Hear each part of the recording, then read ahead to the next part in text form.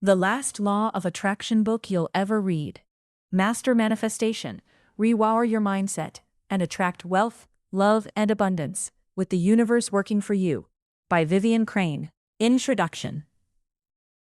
In the autumn of 1908, a young man named Napoleon Hill sat in a cold, quiet room. He was a writer, but he wasn't a famous one. He was broke. He was tired. He was worried about where his next meal would come from. He had been sent to a massive estate in New York to interview the richest man in the world, Andrew Carnegie. As Hill sat there, Carnegie didn't just answer questions about steel or railroads. Instead, the old billionaire reached into his pocket, pulled out a gold stopwatch, and set it on the table between them. He looked Hill in the eye with a gaze that seemed to see right through his skin and into his soul. "I have a challenge for you," Carnegie said. "I want you to spend the next 20 years of your life talking to the most successful people on earth. I want you to find the secret they all use and write it down so the common man can use it too. But here is the catch. I will not pay you a single cent for your time. I will give you the names of the people, but you must find your own way. I will give you 60 seconds to decide. Yes or no." The room went silent. The only sound was the rhythmic tick, tick, tick of the gold watch. Hill felt his heart hammering against his ribs. Every logical part of his brain screamed at him to say no. He had bills to pay. He had no money in the bank. How could he work for 20 years for free? But something deep inside him, something he didn't quite understand yet, pushed him forward. At exactly 29 seconds, Hill looked up and said, "Yes, Mr. Carnegie, I accept." Carnegie smiled. He knew something Hill didn't. He knew that the moment Hill said yes, he had already started using the very secret he was supposed to go out and find. He had moved from a state of wanting to a state of deciding. He had tuned his mind to a new station. The problem with wanting. Most people spend their entire lives in the waiting room of their own dreams. You might be there right now. You've read the books, you've watched the videos, you've tried to stay positive, even when your bank account is low or your heart is heavy. You've said the affirmations in the mirror until your voice felt scratchy. I am wealthy. I am loved. I am happy. But as soon as you walk away from the mirror, you see the pile of mail on the counter. You feel the knot of stress in your stomach. You look at your life and realize it doesn't look anything like the things you just said. You feel like a liar. You feel like the law of attraction is a cruel joke designed to make you feel worse about yourself. The truth is, most of the advice out there is missing the most important part. They tell you to want things. They tell you to visualize things. But they don't tell you that the act of wanting actually pushes your goals further away. Think about it this way. When you want something desperately, what is the frequency you are broadcasting to the world? You are broadcasting lack. You are telling the universe, I don't have this, and I'm miserable without it. Because the world is a mirror, it simply reflects that lack back to you. It gives you more of the feeling of wanting. You end up stuck in a loop. You want money, so you get more wanting money. You want love, so you get more wanting love.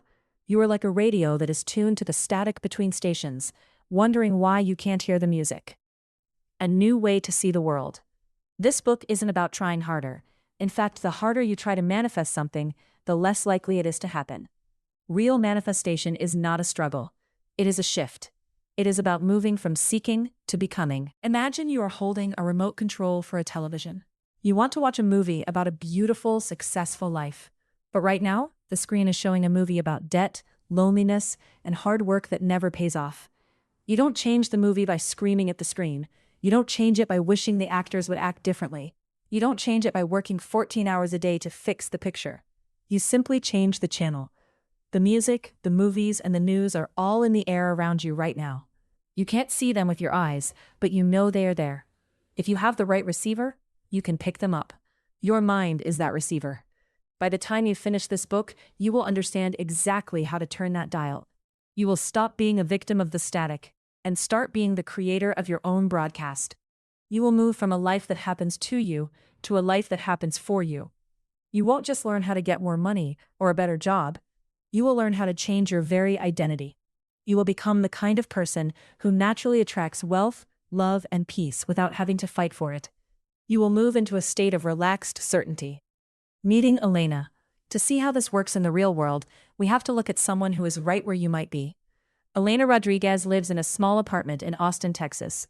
It's a creative city, and Elena is a creative person. She's a freelance graphic designer, and she's actually very good at what she does. But if you looked at her life, you wouldn't know it. Elena sits at her kitchen table, which is also her desk. It's covered in coffee rings and past due notices. The air in her apartment feels heavy.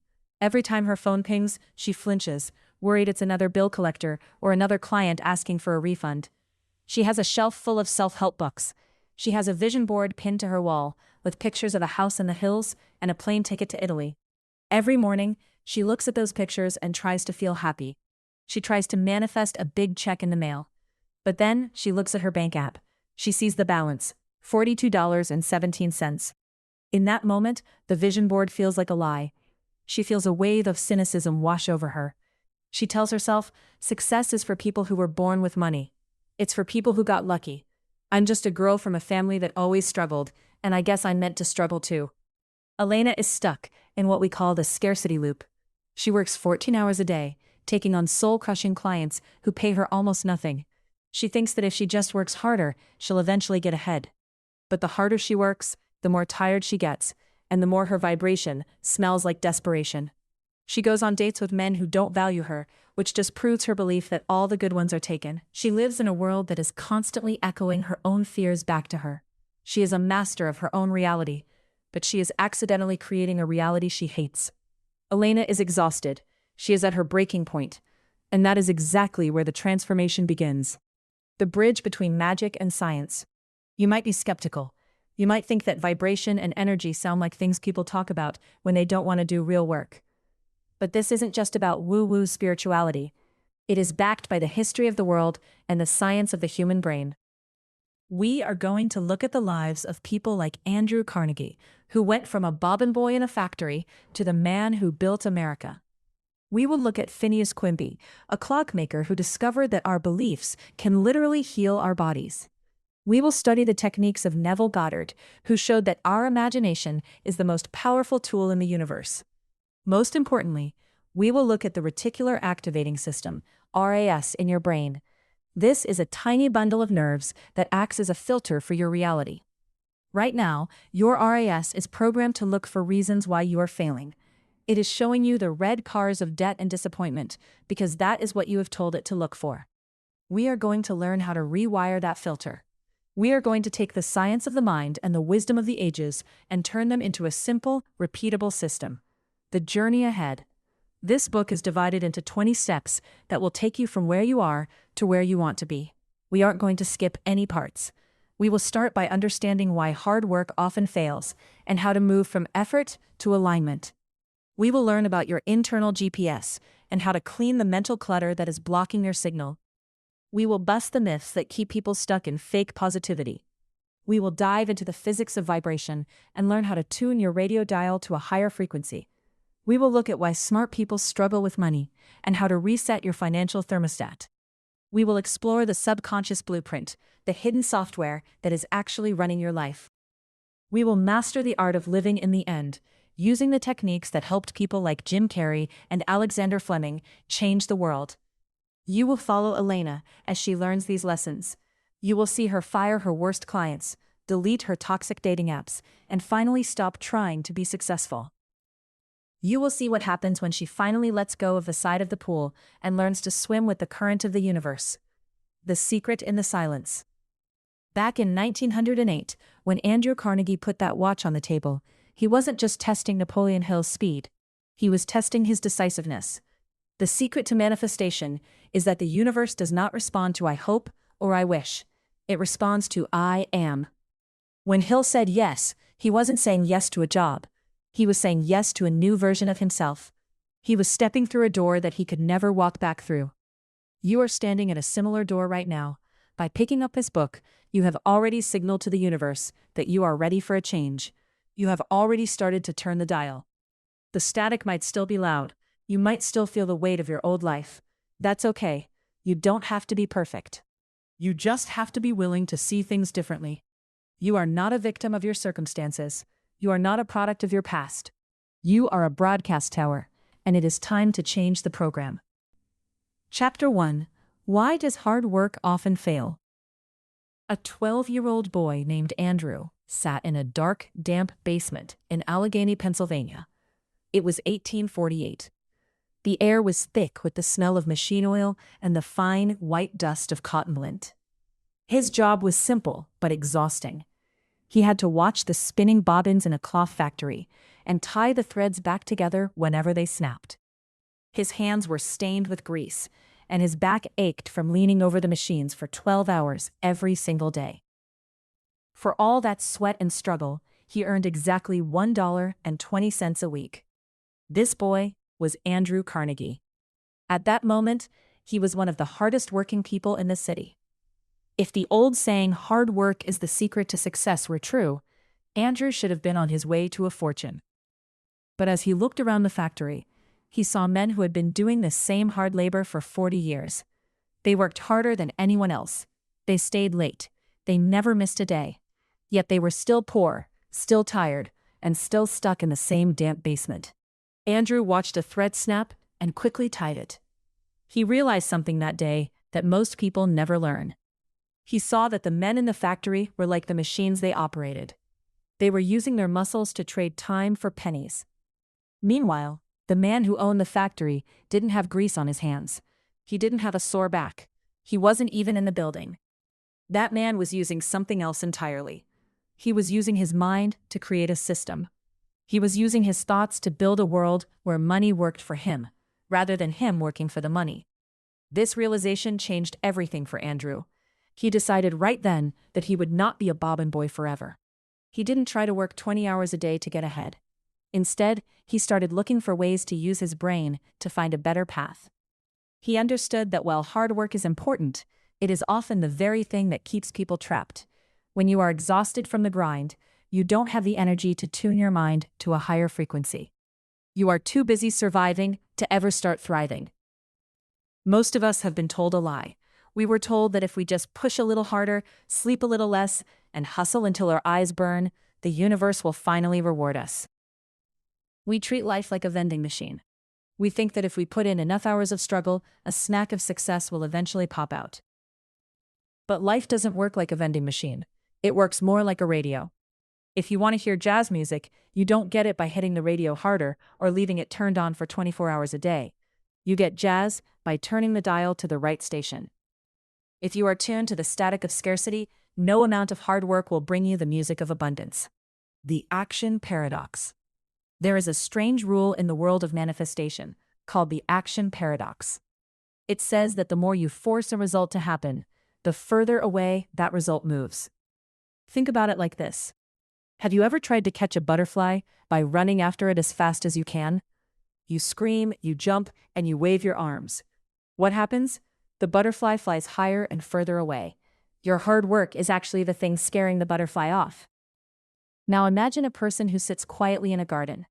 They aren't working at all. They are just being still. They have planted flowers that butterflies love. They are in a state of calm. Very soon, that same butterfly lands right on their shoulder. They didn't chase it. They made themselves a match for it. When you work from a place of desperation, you are chasing your goals. The energy you are sending out to the universe is, "I don't have what I want, and I'm scared I never will." Because the universe is a mirror, it reflects that fear back to you. It gives you more reasons to be scared, and more reasons to work until you collapse. This is why so many smart, talented people stay stuck in a loop of almost making it, but never quite getting there. Elena Rodriguez was living in this exact loop. It was a Tuesday afternoon in Austin, Texas, and she was sitting at her favorite corner table in a local coffee shop. The air smelled of roasted beans and expensive laptops. Elena had been there for 6 hours. She was a freelance graphic designer, and she was currently on the 7th version of a logo for a client who seemed impossible to please. Her eyes were red from staring at the screen. Her neck was stiff. She felt a deep, heavy weight in her chest, the kind of weight that comes from knowing you have $30 in your bank account and a rent payment due in 4 days. She was hustling. She was doing exactly what every business podcast told her to do. She was grinding. Then she saw Sarah. Sarah was another designer in town. Sarah walked into the coffee shop looking like she had just come from a spa. She was laughing on her phone, ordered a fancy drink, and sat down for 20 minutes to write in a journal. before leaving. Elena knew for a fact that Sarah charged 3 times more than she did. She also knew Sarah worked about half the hours. Elena felt a surge of resentment. It's not fair, she thought. I'm working 10 times harder. I'm putting in the sweat. Why am I the one who can't pay rent? Elena was trapped in the scarcity loop. She believed that her value came from her struggle. She thought that if she wasn't exhausted, she wasn't earning her keep. But because she was so focused on the struggle, she was tuned to a frequency of lack. She was broadcasting, I am desperate, and so she kept attracting desperate clients who didn't want to pay her. She was the bobbin boy in the basement, trying to tie more threads, while Sarah was the one who had learned to turn the dial. The alignment filter. To move from the basement to the boardroom, you have to learn how to use the alignment filter. This is a mental tool that helps you decide which actions will actually bring results, and which ones are just busy work, fueled by fear. Most people take upstream action. They are rowing against the current, sweating and splashing, and getting nowhere. Downstream action is when you align your internal state first, and then let the current of the universe carry you. The alignment filter has 3 main parts. The source test. Why am I doing this? Is this action coming from a feeling of, I am inspired to do this? Or, I am terrified of what happens if I don't? Action born from fear always creates more things to be afraid of. The effortless scale. Does this feel like a heavy lift or a natural next step? When you are in alignment, the work might be big, but it doesn't feel heavy. It feels like a puzzle you are excited to solve. The outcome attachment. Am I doing this because I love the process, or am I doing it because I am starving for the result? If you are starving for the result, you are broadcasting lack. In the early 1900s, a man named Charles Haanel wrote a series of lessons called The Master Key System. He was a wealthy businessman who wanted to explain why some people seem to have a Midas touch. He argued that the world without is simply a reflection of the world within. Haanel taught that mental effort is much more powerful than physical effort. He didn't mean you should sit on your couch and do nothing. He meant that your physical actions must be the result of your mental state, not a substitute for it. If you try to use hard work to fix a mind that feels poor, you are trying to fix a reflection in a mirror by scrubbing the glass. You have to change the person standing in front of the mirror first. Andrew Carnegie understood this perfectly. After he left the cotton mill, he didn't just look for another manual labor job. He got a job as a messenger boy at a telegraph office. This was a massive shift. Instead of being stuck in a basement with machines, he was now in the room where information lived. He was surrounded by the thoughts of the city's business leaders. He didn't just deliver the messages. He memorized the faces and names of every important person in Pittsburgh. He learned how to read the telegraph clicks by ear, something very few people could do. He wasn't just working hard, he was positioning himself. He was tuning his radio to the station of the leaders. He was looking for leverage. Leverage is the opposite of the grind. Leverage is when one small, aligned action produces a massive result. In manifestation, your vibration is your leverage. When you are feeling abundant, joyful, and certain, one phone call can change your life. When you are feeling miserable and exhausted, 1,000 phone calls won't even get you a lead. The 80-20 rule of the mind. You might have heard of the Pareto principle, also known as the 80-20 rule. It says that 80% of your results come from 20% of your efforts. In the world of manifestation, this is even more extreme. We could call it the 99-1 rule.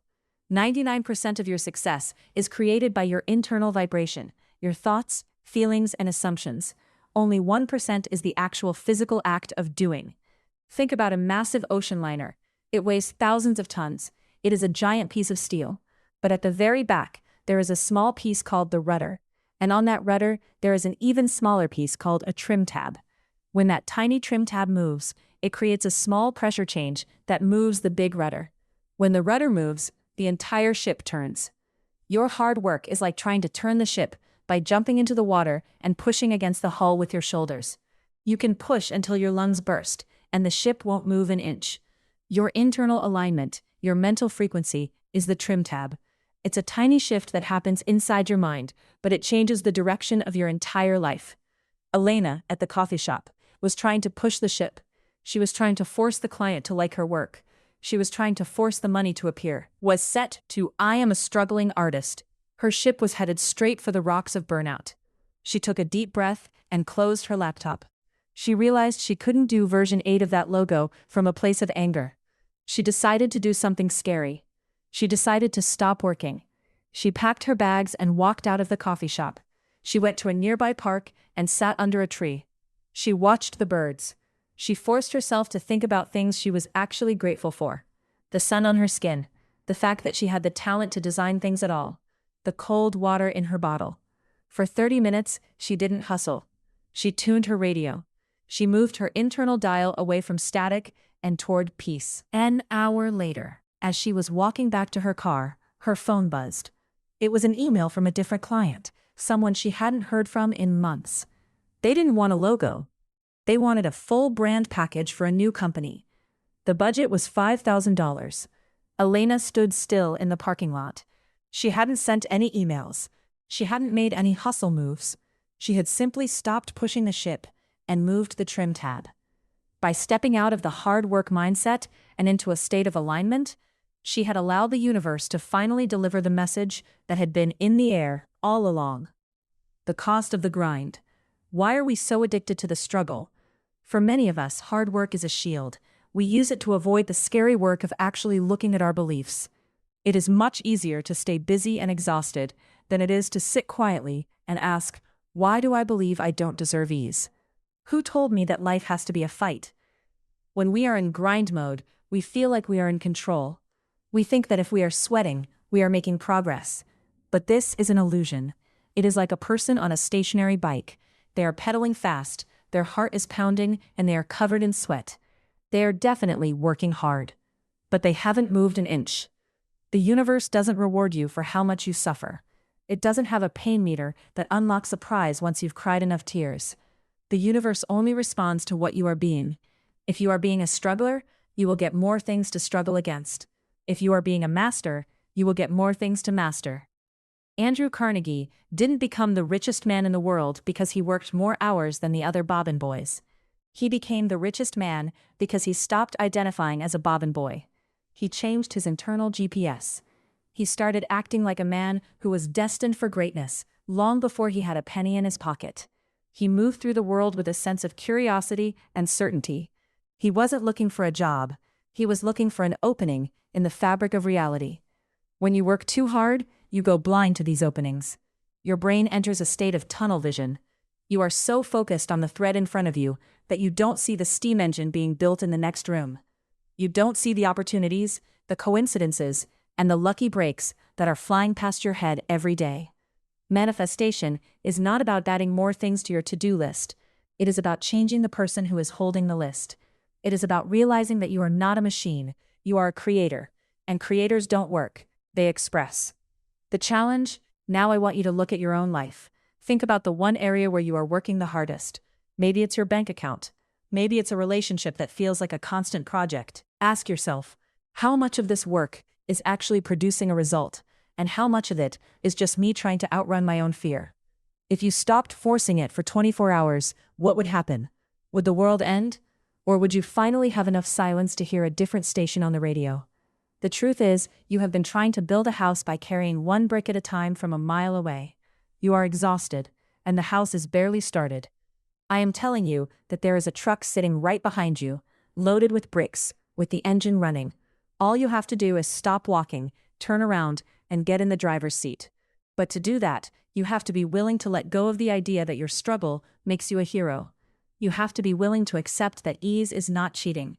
Ease is the natural state of the universe. Are you ready to stop pedaling the stationary bike? Are you ready to see what happens when you stop chasing the butterfly and start planting the garden? The basement is loud, it's greasy, and it's tiring. But the door is unlocked. You can walk out whenever you want. You don't need to tie one more thread to earn your exit. You just have to decide that you are no longer the boy at the machine. You are the architect of the whole factory. Your hard work has failed you long enough. It's time to try something much more powerful. It's time to try alignment. The reflection challenge. Take a piece of paper and draw a line down the middle. On the left side, list 5 things you do every day that feel like a struggle or a grind. On the right side, write down the feeling that drives those actions, e.g., fear of being broke, need for approval. Look at that right side. That is your current radio station. If you want your life to change, you must stop the actions on the left and address the feelings on the right. Are you brave enough to stop working for a moment and start tuning? Chapter 2. The Reticular Activating System, your internal GPS. Your brain is currently ignoring almost everything around you. Right now, as you read these words, about 11 million bits of information are flooding into your senses every single second. Your skin feels the weight of your clothes. Your ears hear the hum of a refrigerator or the distant sound of a car. Your eyes see the edges of the page, the color of the wall, and the light in the room. If your mind tried to process all 11 million bits at once, your head would feel like it was going to explode. To keep you from losing your mind, your brain has a bouncer at the door. This bouncer only lets in about 40 to 50 bits of information per second. That means you are effectively blind and deaf to 99.999% of reality at any given moment. In 1838, a man named Phineas Quimby was learning this truth the hard way. He lived in Belfast, Maine, and he was dying. Quimby was a clockmaker by trade, a man who understood how gears and springs worked. He liked things that were logical. But his body was failing him. He had consumption, which we now call tuberculosis. Back then, it was a death sentence. His lungs were heavy, his breath was short, and his body was racked with pain. He did what anyone would do. He went to the doctors. The doctors of the 1830s didn't have much to offer. They gave him heavy doses of mercury. They bled him with leeches. They gave him bitter syrups that made him vomit. Nothing worked. In fact, the more medicine he took, the worse he felt. He became a shadow of a man, shuffling through the streets of Maine, waiting for the end. He was convinced he was a victim of a cruel disease that was slowly eating him alive. One day, a friend suggested they go for a ride in a horse-drawn carriage. Quimby was so weak he could barely climb into the seat. He sat there, wrapped in blankets, shivering even though it was a pleasant day. As the horse started to trot down a bumpy country road, something strange happened. The driver was a bit wild. The carriage bounced over rocks and swung around tight corners. For a moment, Quimby forgot he was dying. He got caught up in the excitement of the ride. He watched the trees blur past. He felt the rush of the wind. He even took the reins for a moment, yelling at the horse to go faster. When they finally pulled back into town, Quimby realized something impossible. His pain was gone. His breathing was clear. He felt stronger than he had in years. But as soon as he stepped out of the carriage and remembered he was a sick man, the heaviness started to return. Quimby was a clockmaker. He knew that if a clock stops, it's because a gear is stuck. He started to wonder, what if the stuck gear wasn't in his lungs, but in his mind? He realized that while he was excited on that carriage ride, his mind was tuned to a different frequency. He wasn't focused on death. He was focused on the thrill of the movement. He concluded that his belief in the disease was actually the thing keeping the disease alive in his body. He famously wrote that the error is the disease, the truth is the cure. He spent the rest of his life proving that what we focus on becomes our physical reality. He didn't use magic. He didn't use pills. He used the power of changing a person's focus.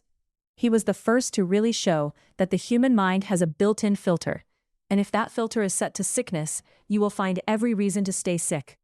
But if you can change the setting, the body and the world around you must follow. Today, science has a name for the mechanism Phineas Quimby discovered.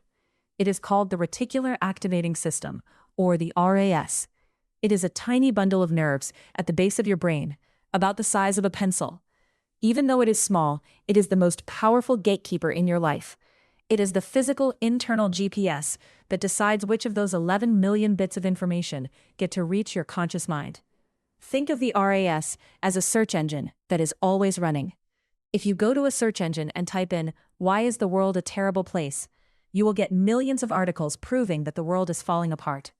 If you type in "acts of kindness in my city," you will find stories of people helping each other. The internet didn't change, the world didn't change, only the search term changed. Your RAS works exactly the same way. It looks for whatever you tell it is important. This is why if you decide you want to buy a specific type of car, let's say a silver Jeep, you suddenly start seeing silver Jeeps everywhere. They are at every stoplight. They are in every parking lot. Did 1,000 people in your town suddenly go out and buy silver Jeeps overnight? No, they were always there. You were just tuned to ignore them. Your RAS decided they weren't important, so it filtered them out to save you energy. This is the scientific bridge to the law of attraction. Most people think manifestation is about wishing things into existence.